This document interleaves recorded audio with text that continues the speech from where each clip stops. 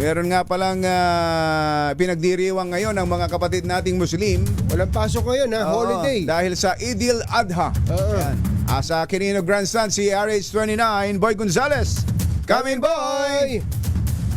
Jerry Anthony, nakiisa ang libo-libong kababayan nating Muslim sa pagdiriwang ng Idil Adha o Peace of Sacrifice dito sa Quirino Grandstand sa lungsod ng Maynila. Galing pa ang ilan sa kanila sa iba't ibang lugar sa Maynila, kalapit na lungsod at mga lalawigan. Bukod dito, karamihan sa mga kababayan nating Muslim ay kagabi pa natili sa open ground ng Luneta kasama ang kanilang mga pamilya para sa nabanggit na pagdiriwang.